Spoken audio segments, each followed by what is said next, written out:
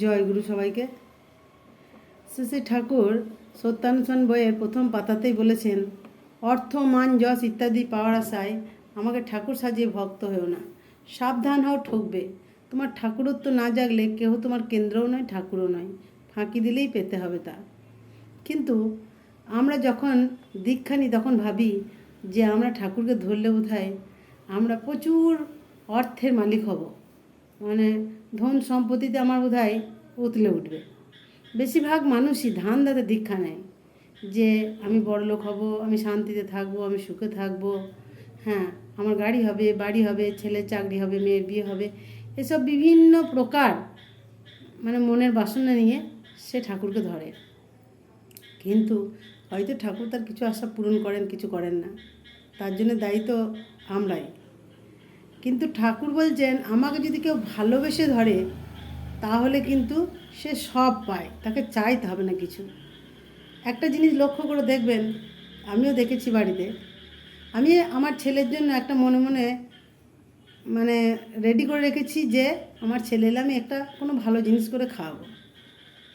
কিন্তু ছেলের যদি ইচ্ছা থাকে যে আমি আরও কিছু কম জিনিস আর কি, সে হয়তো আমার কাছে প্রত্যাশা করলো।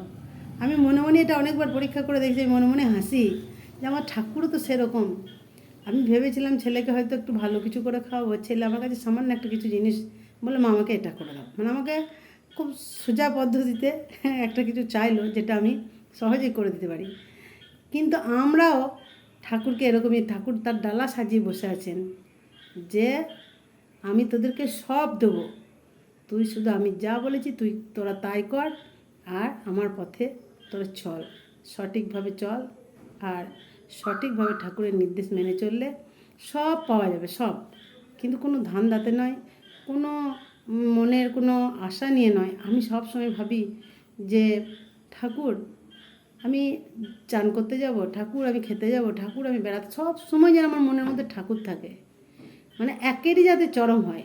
আমি তোমাকে ছাড়া আর কিচ্ছু চাই না, কিচ্ছু জানি না, মানে তাকে চাইলে তো সবই পাওয়া যায়।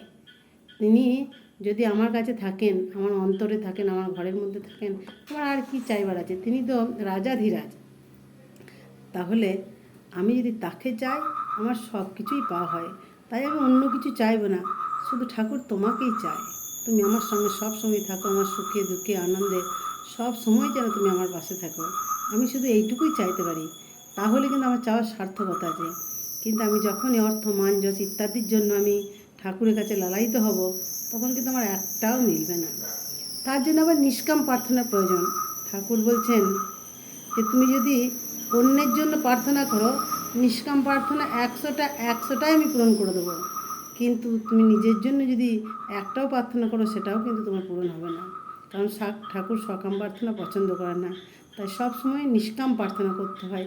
আমি যাকে চিনি না, যার সঙ্গে আমার কোনো সম্পর্ক নেই, তার হয়তো বিপদ হয়েছে, আমি তার জন্য ঠাকুরের কাছে প্রার্থনা করব, ঠাকুর ওকে ভালো করে দাও, ওকে সুস্থ করে দাও, ও যেন ভালো থাকে, সুস্থ থাকে, ওর মনের সব আশা পূরণ করে দাও। যখনই তার আশা পূরণ হবে, সে ভালো থাকবে, তখন কিন্তু আমারও পাওয়া ঘটবে। ওই আনন্দেই আমি কিন্তু আনন্দিত হব। তিনি সবই দেখতে পাচ্ছেন, সবই শুনতে পাচ্ছেন, তাকে আলাদা করে বলার কিছু প্রয়োজন হবে না। তাই আমরা প্রত্যেকেই চেষ্টা করবো, আমরা তার কাছে কিছু চাইবো না, শুধু একটা কথাই বলবো, শুধু তোমাকে চাই হে দয়াময়, শুধু আমি তোমাকেই চাই। জয় গুরু।